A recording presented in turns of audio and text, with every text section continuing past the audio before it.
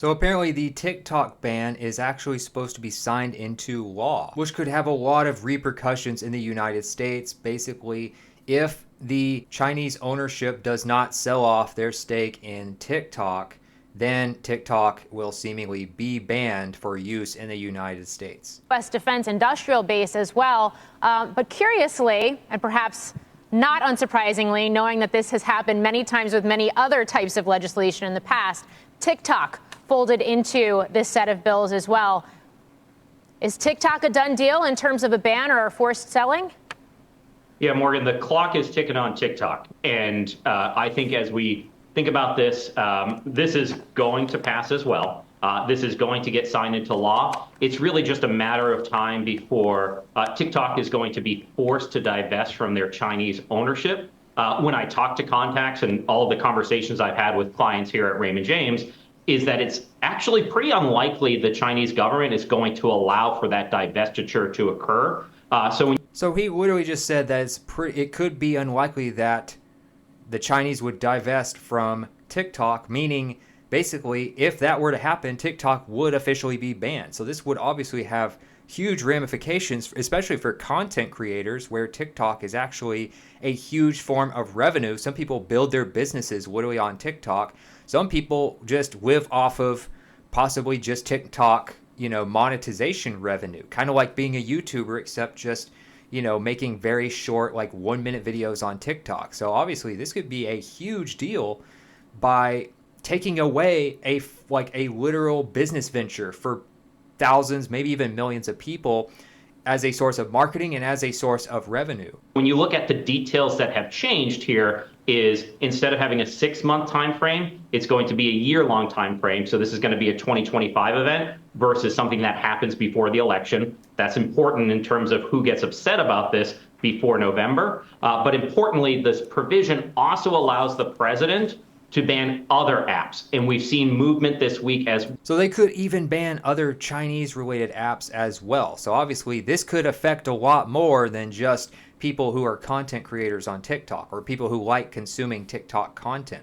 There are other alternatives to TikTok that have similar styles of content, although just a little bit different, which we'll go over in a minute. But it could also impact some of the apps where you buy things and just use all sorts of Chinese related apps. This could be just a stepping stone going into the future of, the US maybe separating itself from Chinese owned companies. Well, to limit the influence and the profitability of other Chinese based apps through what's known as a de minimis exception. So add to the TikTok list apps like Temu, WeChat, Pinduoduo, Shein, a lot of things that we get plenty of Facebook ads. Shein is one I've actually heard of out of that list that he just gave, which is a pretty popular app that you can get on your phone for buying things extremely cheaply. Like if you're trying to get just like clothing or just about anything that's made very cheaply and you're trying to make your dollars go as far as possible, you can get these, all sorts of products made in China, shoes, clothing, etc. And I've actually known people that have used that app before. It caught on quite a bit and got really popular, but it's Chinese owned.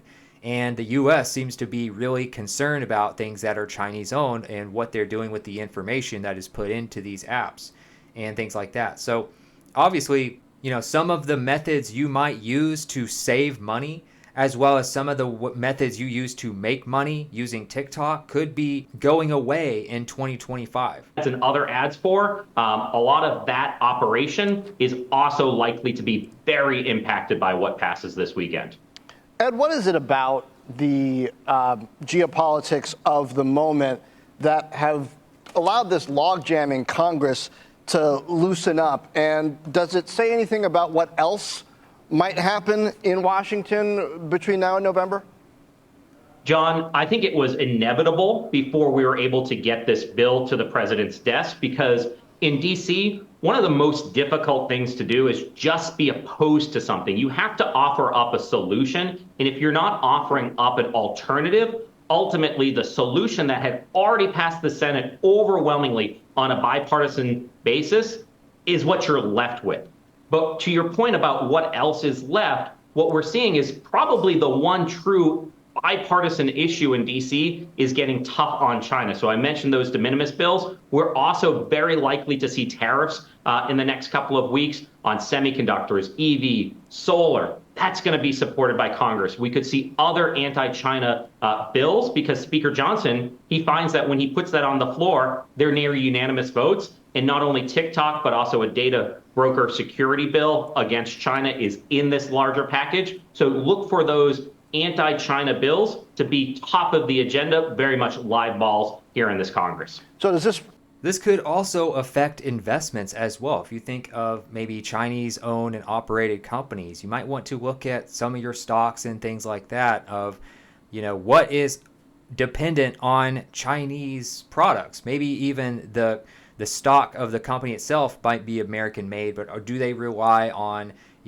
certain Chinese services or Chinese labor or something like that, or certain materials or chips or something that are owned and created by the Chinese? That's another thing we might have to look at. Anything Chinese made that the U.S. is consuming or the U.S. is invested in, I would be a little concerned about here in the next year or so, especially if all of this actually goes through. And TikTok just seems like a stepping stone in that direction. It could just be the tip of the iceberg for all of this to happen. Now, a lot of things get, proposed in government and never actually see the light of day. They never actually fully go through. So, it's sometimes hard to imagine something as big and as popular as TikTok going away. Like, I'm pretty sure we've had a lot of protesting about that already. But it seems like they're already talking like it's a done deal. So it is at least possible that in 2025, TikTok could be gone in the US, and then after that, this could snowball into many other areas as well with, popular e-commerce apps, or could affect investments, could affect a lot of different things. Now, I wanted to touch a little bit on, obviously, as someone who does a lot of content centered around making money online, starting businesses, finding online jobs, TikTok is obviously a big revenue stream for a lot of creators. And TikTok pays between 2 and 4 cents per 1,000 views to people who basically create these short videos for TikTok. So an obvious alternative would be YouTube Shorts, which has an average revenue per 1,000 views of around 5 cents. So it's pretty standard to get, somewhere between 2 and 5 cents per 1,000 views between these. YouTube Shorts might even be slightly higher than the average for TikTok. And YouTube, obviously, you don't really have to worry about that going anywhere because it's an American owned and operated company. But as far as an alternative, you could start making shorts on YouTube. And then you could also make these videos that you're doing on TikTok and put them on Pinterest.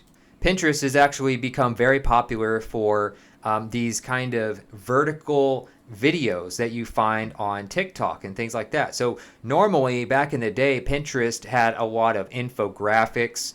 They had a lot of like these types of list type images where people would promote their blogs, which is still a thing. But now you see a lot more of these vertical, like TikTok style videos that show up on here. They have recipes, they have all sorts of different things, and they'll have all these different types of like short form videos that, again, you could just literally, upload the same video you would have posted on TikTok and put it on here. I'm sure a lot of TikTokers already do this. Now, the thing about Pinterest, you're not getting direct ad revenue paid out to you. So instead of that, like the way TikTok and YouTube Shorts, where they pay you based on how many views you get, you could sign up for something like Amazon Associates and then link to the products that you use in the video, and then you can earn up to 10% commissions on all the Amazon products that you are promoting through your Pinterest videos. You can even have a direct link to the product instead of having to create like a blog post or something like that.